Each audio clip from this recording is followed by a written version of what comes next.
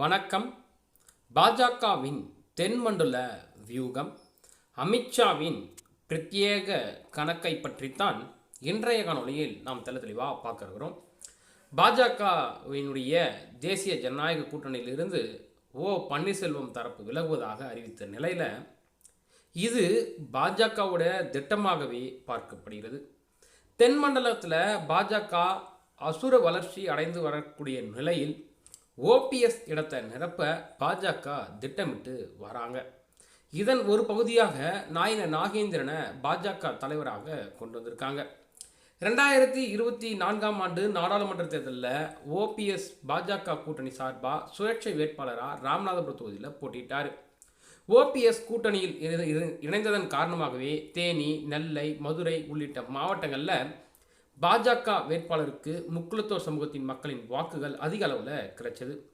தொடர்ந்து ஓபிஎஸ் பலத்தை அறிந்து கொண்ட பாஜக அவருடையே பயணித்து தொடர்ந்தாங்க. ஆனால் சட்டமன்ற தேர்தலில், நாடாளுமன்ற தேர்தலையும் அதிமுகவுடன் கூட்டணி வைத்தால் மட்டுமே தமிழ்நாட்டில் இருந்து பாஜகவுக்கு எம்எல்ஏ மற்றும் எம்பிக்கள் கிடைப்பார்கள் என புரிய வந்தது அமித்ஷாவுக்கு. அதன் காரணமாக மத்திய உள்துறை அமைச்சராக இருக்கக்கூடிய அமித்ஷா அதிமுகவுடனான கூட்டணியை உறுதி செய்தார். அதற்கு ஏற்றாற் போல ஓபிஎஸ் தரப்பை கழற்றிவிடவும் ஒப்புக்கொண்டதாக பார்க்கப்படுகிறது. ஓபிஎஸ் ஆதரவு வாக்காளர்களை அறுவடை செய்யவே தமிழக பாஜக தலைவராக இருந்த நாயின நாகேந்திரன் கொண்டு வரப்பட்டிருக்கிறார். முக்குளத்தோர் சமூகத்தின் ஆப்நாட்டு, கொண்டையன்கோட்டை, மறவர் போன்ற பெரும்பான்மை பிரிவினை சேர்ந்தவர் நாயின நாகேந்திரன். திருநெல்வேலி மட்டுமல்லாமல் ராமநாதபுரம், தேனி, கமுதி, சிவகங்கை உள்ளிட்ட பகுதிகளில் மறவர் சமூக மக்கள் பெரும்பான்மையாக இருக்கிறாங்க. இதனால் ஓபிஎஸ் ஆதரவாளர்களை தன் பக்கம் இழுக்கவே பாஜக திட்டமிட்டிருப்பதாக சொல்லப்படுகிறது.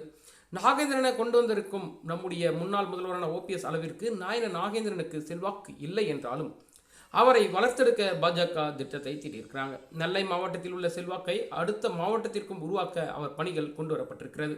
அதே போல முக்குளத்தோர் சமூக வாக்குகள் மொத்தமாக அதிமுக பாஜக கூட்டணிக்கு எதிராக திரும்பிவிடக் கூடாது என்பதால் டிடிவி தினகரனை சரியான நேரத்தில் அதிமுகவை அழைத்து அரவணைக்கிறது.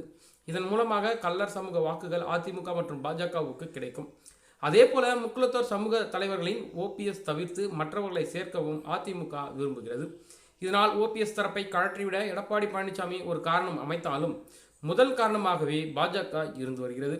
தென் மாவட்டங்களில் தங்களின் கட்சியை வளர்ப்பதற்காக ஓபிஎஸ்ஸின் அரசியல் சாம்ராஜ்யத்தையே முடிவுக்கு கொண்டு வந்திருக்கும் இந்த பாஜகவை மக்கள் எப்படி நம்ப போகிறார்கள் என்பது பொறுத்திருந்துதான் பார்க்க வேண்டும். மேலும் இது போன்ற அரசியல் சம்பந்தமான நிகழ்வுகளுடன் உங்களை சந்திக்கிறேன். நன்றி, வணக்கம்.